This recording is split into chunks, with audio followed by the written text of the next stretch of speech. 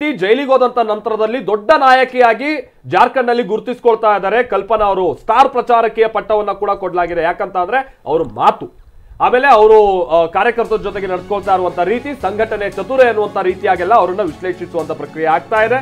ಅದರಂತೆ ಕಲ್ಪನಾ ಸೊರೇನ್ ಅವರು ಕೂಡ ಮುನ್ನಡೆಯನ್ನ ಸಾಧಿಸ್ತಾ ಇದ್ದಾರೆ ಅನ್ನುವಂಥದ್ದು ಗೊತ್ತಾಗ್ತಾ ಇದೆ. ಶಿಬು ಸೊರೇನ್ ಅವರ 3 ಮಕ್ಕಳುಗಳ ಪೈಕಿ 2ನೇ ಮಗನೇ ಹೇಮಂತ್ ಸೊರೇನ್. ಮೊದಲನೇ ಮಗನ ಪತ್ನಿ ಸೀತಾ ಸೊರೇನ್ ಬಿಜೆಪಿಯಲ್ಲಿದ್ದಾರೆ. 2ನೇ ಮಗ ಹೇಮಂತ್ ಸೊರೇನ್ ಹಾಗೆ ಅವರ ಪತ್ನಿ ಕಲ್ಪನಾ ಸೊರೇನ್ ಅವರು JMM ಅಲ್ಲಿದ್ದಾರೆ, ಜಾರ್ಖಂಡ್ ಮುಕ್ತಿ ಮೋರ್ಚಾದಲ್ಲಿ. 3ನೇ ಮಗ ಯೂತ್ ಸಂಬಂಧಪಟ್ಟಂಗೆ JMM ನ ಯೂತ್ ವಿಂಗ್ ನಲ್ಲಿ ಅಧ್ಯಕ್ಷ ಆಗಿದ್ದಾರೆ. ಪಕ್ಷ ಕುಟುಂಬ ಒಂದಾದ್ರೂ ಪಕ್ಷ 2-3 ಅವರು. ಅಲ್ಲ, ನೀವು ತುಂಬಾ ಚೆನ್ನಾಗಿ ವಂಶರ್ಕ್ಷ ಹೇಳ್ತಾ ಇದ್ದೀರಿ ಅವ್ರದ್ದು. ನೀವು ಮಾತಾಡ್ತಿರೋದು ನೋಡಿದ್ರೆ 2 ವಿಷಯ ಅಪ್ರಸ್ತುತ ಅನ್ಸುತ್ತೆ. ಒಂದು ಜಾತ್ಯತೀತವಾದ ಅನ್ನೋದು ಅಪ್ರಸ್ತುತ, ಕುಟುಂಬ ರಾಜಕಾರಣ ಅನ್ನೋದು ಅಪ್ರಸ್ತುತ ಅಂತಕ್ಕಂಥದ್ದು ಚುನಾವಣೆ ಹೇಳ್ತಾ ಇದೆ. ನಿಮ್ಮ ಮಾತುಗಳು ಹಂಗಂತ ನೀವು ಜಾತ್ಯತೀತ ಜನತಾದಳ ಜಾತ್ಯತೀತ ತೆಗೆದಾಕ್ಬಿಡ್ಬೇಡಿ. ಆಮೇಲೆ ಕಾಂಗ್ರೆಸ್ ಯಾವುದನ್ನ ಮುನ್ನೆಲೆ ತಂದಿತ್ತು ಜಾತ್ಯತೀತವಾದ ಅಂತ, ಅದು ಅಪ್ರಸ್ತುತ ಅಂತಕ್ಕಂಥದ್ದು. ಮಹಾರಾಷ್ಟ್ರದ ವಿವರಗಳನ್ನ ನೋಡ್ತಾ ಇದೀವಿ. 121 ಕ್ಷೇತ್ರಗಳಲ್ಲಿ ಮಹಾವಿಕಾಸ್ ಅಘಾಡಿ, NDA 134 ಕ್ಷೇತ್ರಗಳಲ್ಲಿ. ಇನ್ನು ಪ್ರಿಯಾಂಕಾ ಗಾಂಧಿ ಈ ಕಡೆಗೆ 45,000 ಮತಗಳ ಅಂತರದಿಂದ ಮುನ್ನಡೆಯಲ್ಲಿದ್ದಾರೆ. ಭಾರೀ ಮುನ್ನಡೆ, ಗೆಲುವು ಕೂಡ ದೊಡ್ಡ ಮಟ್ಟದ ಈ ಮುನ್ನಡೆಯ ಜೊತೆಗೇನೆ ಗೆಲುವಾಗುತ್ತೆ, ಅದರಲ್ಲಿ ಯಾವುದೇ ಡೌಟ್ ಇಲ್ಲ.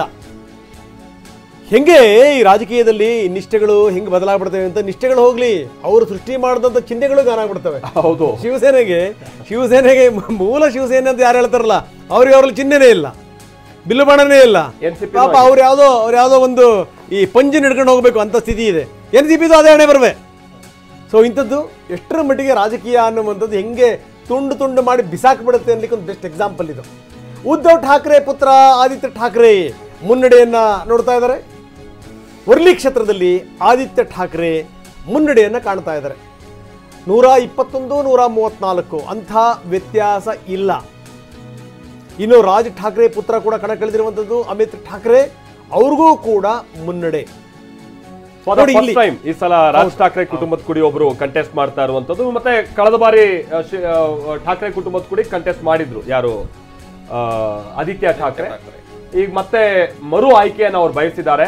ವಿಷಯ ಅಂತ ಅಂದ್ರೆ ಮಹಿಮ್ ಕ್ಷೇತ್ರಕ್ಕೆ ಸಂಬಂಧಪಟ್ಟಂಗೆ ರಾಜ್ ಠಾಕ್ರೆ ಅವರ ಪುತ್ರನನ್ನ ಒಂದು ಹಂತದಲ್ಲಿ ಬಿಜೆಪಿ ಸಪೋರ್ಟಿವ್ ಆಗಿರುವಂತ ರೀತಿಯಾಗಿತ್ತು, ಅವ್ರನ್ನ ಸಪೋರ್ಟ್ ಮಾಡೋಣ ಅನ್ನುವಂತ ರೀತಿಯಾಗಿತ್ತು. ಆದ್ರೆ ಅದನ್ನ ಶಿಂದೆ ಬಣ ವಿರೋಧ ಮಾಡ್ತು. ಈ ಸಂದರ್ಭದಲ್ಲಿ ಬಿಜೆಪಿಗೆ ಸ್ವಲ್ಪ ತಿಕ್ಕಾಟ ಕೂಡ ಕಂಡು ಬಂತು. ಹಾಗಾಗಿ ಶಿಂದೆ ಬಣ ಕೂಡ ಪ್ರಬಲ ಅಭ್ಯರ್ಥಿಯನ್ನ ಮಹಿಮ್ ಕ್ಷೇತ್ರದಿಂದ ರಾಜ್ ಠಾಕ್ರೆ ಪುತ್ರ ಅಮಿತ್ ಠಾಕ್ರೆ ವಿರುದ್ಧವಾಗಿ ಸ್ಪರ್ಧೆಗೆ ಇಳಿಸಿದೆ. ಸದಾ ಸರ್ವಾಂಕರ್ ಅವರನ್ನ, ಈಗ ಅವರು ಕೂಡ 2 ಬಾರಿ MLA ಆಗಿರುವಂತವರು, ಅವರನ್ನ ಕಣಕ್ಕೆ ಇಳಿಸಲಾಗಿದೆ. ಹೀಗಾಗಿ ಅಮಿತ್ ಠಾಕ್ರೆಗೂ ಕೂಡ ಏನು ಗೆಲುವು ಬಹಳ ಸುಲಭ ಇಲ್ಲ ಅನ್ನುವಂತ ರೀತಿಯಾಗಿತ್ತು.